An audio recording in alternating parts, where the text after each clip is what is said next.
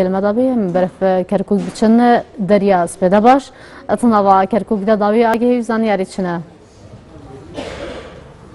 بەڵێ کاژین بەیانی تۆ سەرجەم بینەرانی NRT باش لە شاری کەرکووکیش وەک زۆرێک لە شار و شارۆچکەکانی هەرێمی کوردستان لە ئێستادا بایەکی بەهێز و ساردی هەیە و کە لەگەڵیان نمە بارانیش دەبارێت. بەڵێ لە دوای هاتنی هێزەکانی پێشمەرگەی کوردستان بۆ سنووری کەرکووک ئەوەی جێی تێبینیە تەقینەوەکان لە شاری کەرکووک کەمی کردووە، بەڵام هاوشان لەگەڵ ئەوەدا حاڵەتەکانی ڕفاندن و کوشتن زیادی کردووە. لەو چوارچێوەدا شەوی ڕابردوو لە شاری کەرکووک چەند چەکدارێکی نەناسراو بە ئۆتۆمبیلێکی کڕۆلا هەڵیان کوتاوەتە سەر کۆمپانیای بەڕەکە بۆ ئاڵوگۆڕی دراو کە توانیویانە 50,000 دۆلار لەو دوکانەدا بدزن. هاوکات ئەمڕۆ لە شاری کەرکووک بڕیارە سەعات 11 پێشنیوەڕۆ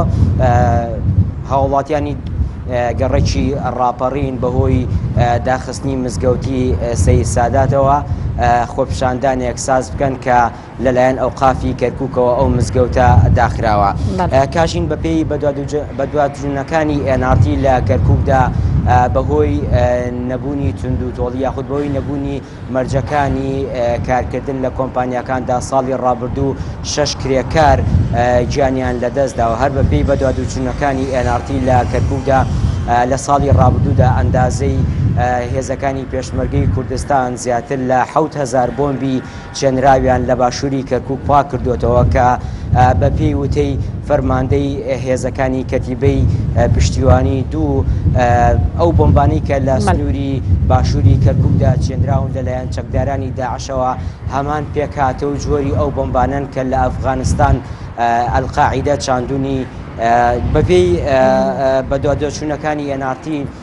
بڕیارە لە هەفتەی داهاتوودا و دوای هەڵبژاردنەکان کە حەسەن تۆران سەرۆکی ئەنجومەنی پارێزگای کەرکووک بوو بە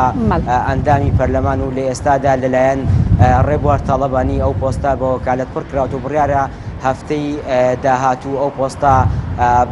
دوای ڕێکەوتن پڕ بکرێتەوە. ئەمە زانیاریەکانی دەریا سپاس کۆژ کەرکووکێ ئاگەی زانیاری